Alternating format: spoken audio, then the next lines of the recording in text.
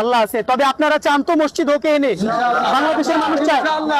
এটা আমি মনে করি যে হয়তো এখানে আল্লাহ তাআলার পক্ষ থেকে মসজিদ হওয়ার বাজেট আছে, এই জন্যই এখানে মসজিদ নেওয়ার উদ্যোগ হয়েছে। কারণ মক্কা শরীফ যখন নির্মাণ করার পরে, যখন মক্কা শরীফ নির্মাণের পরে কিছু কঙ্কর বাকি ছিল, ইট পাথর বালি কণা এগুলো বাকি ছিল, তখন আল্লাহ তাআলা থেকে আদেশ আসলো যে আপনি এই কঙ্করগুলো ছিটিয়ে দেন।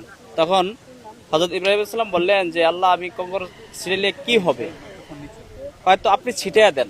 তখন উনি যখন ছিটিয়ে দিয়েছে, আল্লাহ তাআলা এই কঙ্করগুলোকে বাতাসের মাধ্যমে পৃথিবীর প্রান্তে বিভিন্ন জায়গায় আল্লাহ পৌঁছায় দিছে, আল্লাহ বাতাসের মাধ্যমে। হাদিস শরীফে আছে যে ওই কঙ্করগুলো যে জায়গায় পড়ছে, যেই জায়গায় ওই কঙ্করগুলো পড়ছে ওই জায়গায় একটা আগে কিয়ামতের আগে উঠবে। এই দিক থেকে মনে করি যে এখানে হয়তো মসজিদ উঠবে, এই জন্যই এখানে একটা মসজিদ নেওয়ার উদ্যোগ উনি নিয়েছেন। এই হাদিসটা তো আমিও খুঁজতেছি, আল্লাহর ঘর কোন কোন জায়গার থেকে বলা হয়েছে, কিভাবে বলা হয়েছে। আজকের সমাজের মধ্যে মসজিদ নির্মিত হচ্ছে, আবার মসজিদ ভাঙচুর হচ্ছে। সরহদ্দি উদ্যানের মধ্যে ভাইরাল মসজিদটাকে একটা খোলাসা জায়গার মধ্যে মসজিদ হিসাবে ঘোষণা করে দেওয়া হয়েছে। মসজিদ আর সেজদার স্থান, ইবাদতের স্থান, একটু বাসার মধ্যে পার্থক্য থাকতে পারে, তো সব কথার মূলে ঘরে হলো কি মসজিদ। খানা কাবা নির্মিত করার পরে যে বালির কণাগুলা রইল, সেই বালির কণাগুলা সারা পৃথিবীর ভিতরে ছিটিয়ে দেওয়ার জন্য আল্লাহ পাক নির্দেশ করেছেন। যে সকল স্থানের মধ্যে বালির কণা পড়েছে সেই সকল স্থানের মধ্যে মসজিদ নির্মিত হবে। হয়তো সরওয়ার্দী উদ্যানের মধ্যে যে রাজীবের প্রচেষ্টার মধ্যে যে মসজিদটা হচ্ছিল, যদিও ভেঙে দিল, পরক্ষণও হইতে পারে, এরকম আশ্বাস আপনি দিয়েছেন, সকলের মধ্যে ধন্যবাদ আপনাকে। পিতা আদম আলাইহিস সালামকে নির্মাণ করার জন্যে বা সৃষ্টি করার জন্যে সর্বপ্রথমে ফেরেশতাগণকে নির্দেশ করলো, তোমরা পৃথিবীর মধ্যস্থান থেকে এক মুঠো মাটি নিয়ে এসো বা পরিমাণ মতো মাটি নিয়ে এসো। তো মাটি আনতে সব এক এক সময় এক এক ফেরেশতা গেল, কখনো মিকাইল ফেরেশতা গেল, কখনো জিব্রাইল ফেরেশতা গেল।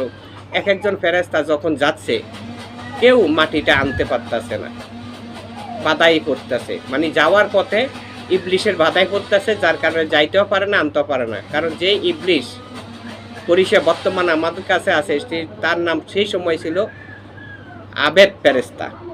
তা আবেদ ফেরেশতা মানে হলো সমস্ত ফেরেশতার সর্দার। সর্দারে ছোট ফেরেশতাদেরকে যদিও আল্লাহ নির্দেশ করেছে, কিন্তু বড় ফেরেশতা নিষেধ করতেছে, যার কারণে আল্লাহর হুকুম নিয়ে গেলেও সেখানে শয়তানের বাধার মধ্যে সে আটকা পড়তো, আর মাটি আনতে পারতো না। অবশেষে আরজাইল আলাইহিস সালামকে নির্দেশ করলে, তুমি যাও। তারা ফিরত আসছে, তুমি যাও, যাইয়া পরিমাণ মতো মাটি নিয়ে এসো। তখনই আরজাইল আলাইহিস সালাম সেইখানের মধ্যে যান। তো সেই জায়গার মধ্যে যাওয়ার পরে, যেটা আমার অভিজ্ঞতাই আছে, আমি সেটাই বলতেছি আপনাদেরকে। তো আরজাইল আলাইহিস সালাম কী করলো, সেই মাটির মধ্যে কারো বাধা শুনলো না, ওই ইবলিশের বাধা শুনলো, আবেদের বাধা শুনলো না। আরজাইল আলাইহিস সালাম এই উত্তরটা দিয়েছে, যার ইচ্ছাতে আমার সৃষ্টি হয়েছে, তার হুকুমে আমি মাটি আনার জন্য রওনা হয়েছি। অতএব কারো বাধা আমি মানব না, এতে আমার ক্ষতি হোক আর লাভ হোক সেটা আমি বুঝি না, আমি আমার আল্লাহর হুকুম পালন করব। তো তারপরে গেল মাটির জন্যে। যখনই মাটির জন্য যাচ্ছিল, তখন অন্যান্য ফেরেশতাগণ যারা আবেদ ফেরেশতার সঙ্গী হয়ে আছে, তাদেরকে বলল, তোমরা পথে দাঁড়াও, যদি সেই পথে আসে তারা আটকাইবে, তার হাতের থেকে মাটিগুলো কেড়ে রেখে দিবে। এটা আমাদের জাতের উপরে কোনো বিরোধতা নাই। এর অর্থ হলো, আল্লাহ যে উদ্যোগটা নিয়েছেন সেটা আমাদের মতে আল্লাহর সিদ্ধান্তই ভুল আছে। কারণ আমরাই তো ইবাদতের মধ্যে সঠিক ইবাদত করেছি। আর মাটি দিয়ে যে আদম তৈরি করা হচ্ছে, সে আদম আমাদের পরে নির্মিত, হয়তো আল্লাহর আকৃষ্ট সেই জায়গার মধ্যে আছে, এটা আকৃষ্টটা আমাদের কাছে সহ্য হচ্ছে না।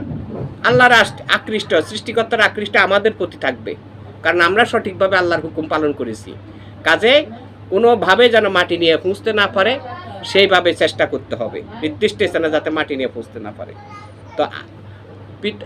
তো আরজাইল আলাইহিস সালাম যখন মাটি নিতে গেল, মাটির মধ্যে যখন হাত দিচ্ছে, তখনই মাটি একটা চিৎকার দিয়েছিল, তুমি আমার বুকে হাত দিও না, আমি সহ্য করতে পারি না, আমি অস্থির হয়ে যাই। তখনই আরজাইল আলাইহিস সালাম যে কথাটা বলল, সেটা হচ্ছে, আল্লাহর হুকুমে আমি মাটি নিতে আসছি, আল্লাহর হুকুমে আমি মাটি নিয়ে যাব, তুমি আমাকে আটকাতে পারবে না।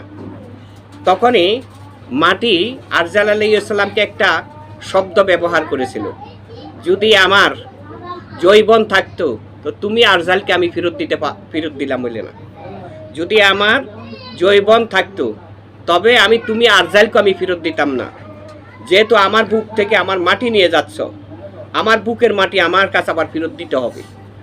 এই বক্তব্যটা দিছে। দেওয়ানোর পরে যাই হোক, আরজাল আলাইহিস সালাম মাটি নিয়ে রওনা করলো।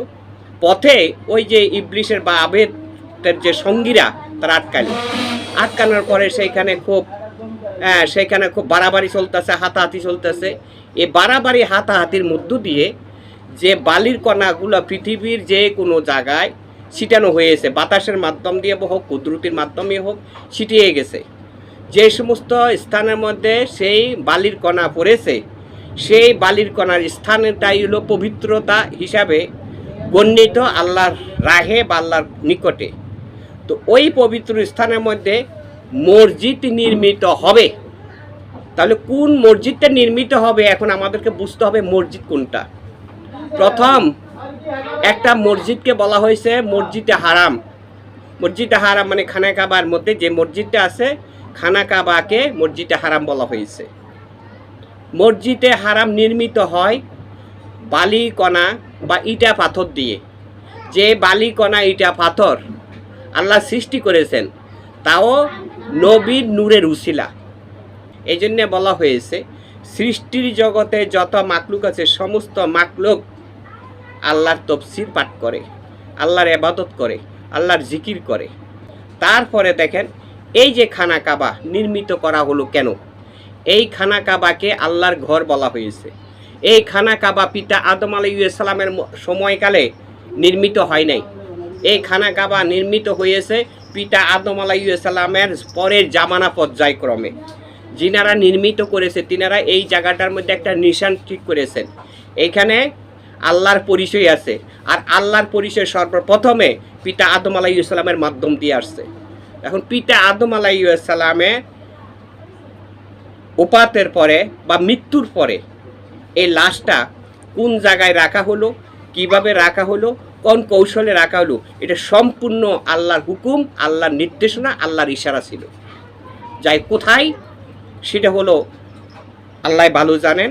তবে খানা কাবার মধ্যে রহস্য আছে, এটাকে আল্লাহর ঘর বলা হয়েছে। খালি মসজিদ মসজিদ দৌড়াদৌড়ি করতেছেন। পৃথিবীর ভিতরে একটা মসজিদের ভিতরে আল্লাহর রূপ নমুনা, আল্লাহর দিদার দর্শন, আল্লাহর কুদরতি কেউ দেখাইতে পারবে না, ইটা বালু পাথর সিমেন্ট এবং টাইলস এসি ছাড়া।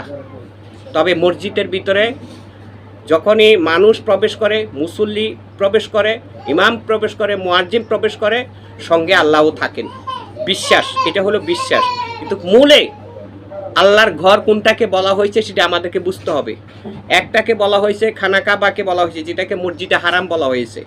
আরেকটা হলো মদিনাতে মসজিদে নবাবী। তো মসজিদে নবাবী ঘরটা যে ঘরের মধ্যে নবী পাক সাল্লাল্লাহু আলাইহি ওয়াসাল্লাম বসত করতেন, বিশ্রাম করতেন, সেই ঘরটাকে মসজিদে নবাবী বলা হয়। তো সেই ঘরেটার মধ্যে আবার নবী পাক সাল্লাল্লাহু আলাইহি ওয়াসাল্লাম উপাত্ত গ্রহণ করে বা মৃত্যুবরণ করে। ওই ঘরের মধ্যেই নবী পাক সাল্লাল্লাহু আলাইহি ওয়াসাল্লামকে শায়িত করা হয়েছে। সেই শায়িত ঘরটাকে মসজিদে নবাবী বলা হয়। তাহলে আমরা কি বুঝলাম? একটা হলো মসজিদে হারাম, আরেকটা হলো মসজিদে নবাবী। এই মসজিদে নবাবী বা মসজিদে হারামকে কেন্দ্র করে, নিশ্চিত করে, উসিলা করে, সূত্র করে সারা পৃথিবীর ভিতরে মসজিদগুলো নির্মিত করা হচ্ছে। এখন আমি আপনাদেরকে দুটো জিনিস দেখাইছি। যেই দুটো মসজিদকে মসজিদে হারাম, মসজিদে নবাবী বলা হয়েছে, সেই দুটো ঘর আল্লাহর ঘর। এখানে আল্লাহর নমুনা আছে। যে ঘরের ভিতরে আমার নবী থাকে, সেই ঘরের ভিতরে নবীর আল্লাহও থাকে। তার মানে নবীর সঙ্গে নবীর আল্লাহ মিশ্রণ রয়েছে। তো যে ঘরের মধ্যে নবী ও নবীর আল্লাহ থাকে, সেই ঘরটাকে মসজিদ বলা হয়। সেই ঘরটাকে মসজিদ বলা হয়। হায়াতেও বলা হয়েছে এবং উপাতের পরেও বলা হয়েছে মসজিদে নবাবী। আজকাল আমরা মসজিদ নিয়ে ফানাফানি কানাকানি করতেছি, মসজিদ মসজিদ মসজিদ মানে কি? মসজিদ আল্লাহর ঘর, শর্ট করে আমরা বুঝে দিচ্ছি। আর আল্লাহর ঘরে যাইয়া আল্লাহর ইবাদত করব, আল্লাহর উপাসনা করব, আল্লাহকে সেজদা দেব, এটাই মসজিদ আল্লাহর ঘর, এটাই মসজিদ আল্লাহর ঘর। আসলে এটাকে বলা হয় ইবাদতের স্থান, সেজদার স্থান, উপাসনার স্থান। আল্লাহর ঘর ওই পৃথিবীর ভিতরে দুইটার ব্যতিক্রমে অন্যগুলাকে কেউ প্রমাণ করতে পারবে না, শুধু নাম কপি দেখাইতে পারবে। কাঁচা ফুল আর কাগজের ফুল, কাঁচা ফুলে গ্যারান থাকে, কাগজের ফুলে কখনো গ্যারান থাকে না।